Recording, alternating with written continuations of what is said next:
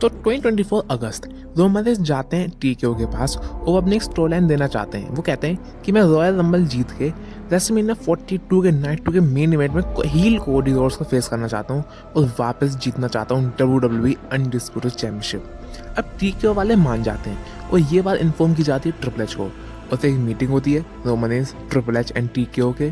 और भाई यहाँ पे ये डिसाइड किया जाता है कि कोडी रोड्स का होगा हील टर्न और रोमन रेंस जीतेंगे रॉयल रंबल और फिर बनेंगे रेसलमेनिया 42 के नाइट 2 में अनडिस्प्यूटेड WWE चैंपियन। फिर बात आती है सर्वाइवर सीरीज की। वहां पे हमें दिखाया जाता है एंड में एक face of Roman Reigns versus Cody Rhodes और फिर पूरी दुनिया को पता चल जाता है कि रेसलमेनिया 42 के नाइट 2 में मेन इवेंट में होंगे Roman Reigns versus Cody Rhodes. लेकिन अंदर ही अंदर ट्रिपल एच को सोच रहे थे कोडी मेरे बच्चे, मैं तुझे हारने नहीं दूंगा। ट्रिपल एच बुलाते हैं कोडी रोड्स और ड्रू मैकिंटायर को। अब इनके बीच में होती है डिस्कशन।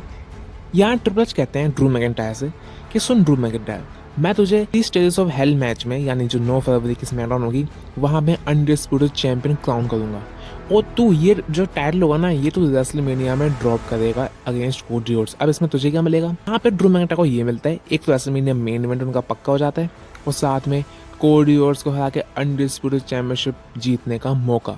जैसे ही कहते हैं every man for himself, Drew McIntyre कहते हैं हाँ भाई जरूर जरूर, और यहाँ पे हो जाती है तीनों की दोस्ती और तीनों कहते हैं हम जीतेंगे। रोमन रेंस आराम से अपने घर पे रेस्ट कर रहा होता है, लेकिन भाई उसे न्यूज़ मिलती है कि Drew McIntyre is the new undisputed champion और ये देख के रोमन रेंस के आंखें खुली रह जाती हैं। रोमन रेंस सीधा फ़ोन लगाते हैं टीकेओ को और वो कहते हैं भाई ये क्या हो गया, ये तो हमने डिसाइड ही नहीं किया था।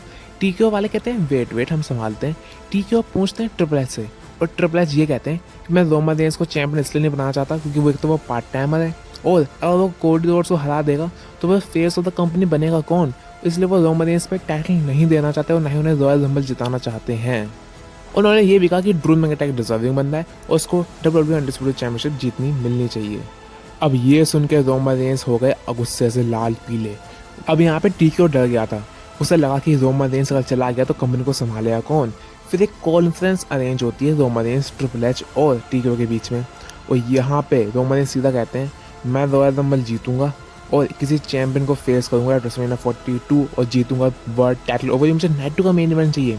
अब यहाँ पर ट्रिपल एच ने कोशिश तो करी इसको ना करवाने की, लेकिन भाई टीकेओ सिंपल कहती है Roman Reigns is our mega star, he is the face of the company और ड्वेन जॉनसन भी तो है। और यहाँ पर डिसाइड होता है कि रोमन रेंस जीतेंगे 2026 रॉयल रंबल और फेस करेंगे CM पंक को एट रेसलमेनिया 42 के नाइट 2 के मेन इवेंट में। अब ट्रिपल एच मायूस तो थे लेकिन अंदर खुश थे कि कोडी मेरे बच्चे तू बच गया हारने से, लेकिन वो इस बात से खुश नहीं थे कि रोमन रेंस को नाइट 2 का मेन इवेंट मिलेगा और वो जीत भी जाएंगे। तो यहाँ पे होता है यही रॉयल रंबल 2026 आती है, रोमन रेंस जीते हैं रॉयल रंबल और अगले मंडे नाइट रॉ को रोमन रेंस ने चैलेंज कर दिया CM पंक को for the world heavyweight championship.